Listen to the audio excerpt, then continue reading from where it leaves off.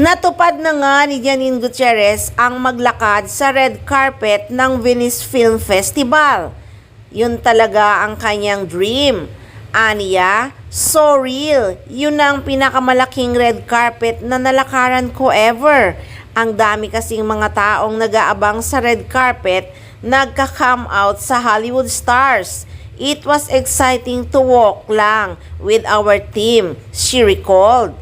Sobrang happy talaga si Janine Gutierrez na natupad na nga niyang pangarap niya na maglakad sa red carpet ng film festival sa Venice. Sobrang I am all the more inspired now. Sobrang pangarap kong mag-Venice and these types of film festival. When I was there, my fan who flew from the US, TFC, to see so much effort. Sobrang ganun din nararamdaman ko na effort.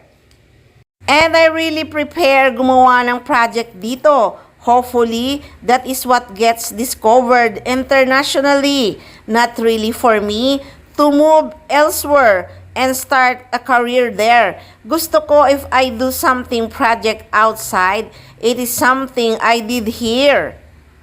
Sobra-sobra talagang nagpapasalamat si Janine Gutierrez sa mga blessings na natatanggap niya. Lalo na naging trending ang lavender fields.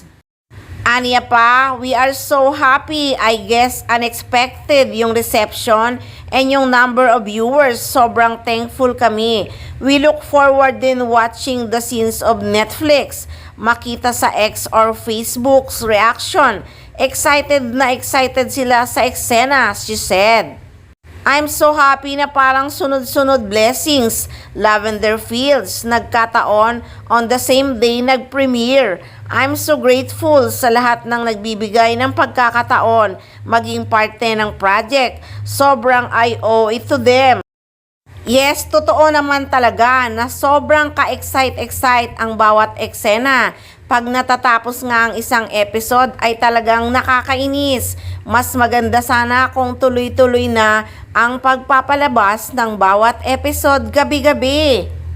At isa pang ka-exciting ang pagbabalik ni Jericho Rosales sa serye. Curious ngayon ang mga fans kung ano ang magiging papel ni Jericho Rosales sa pagbabalik sa seryeng Lavender Fields.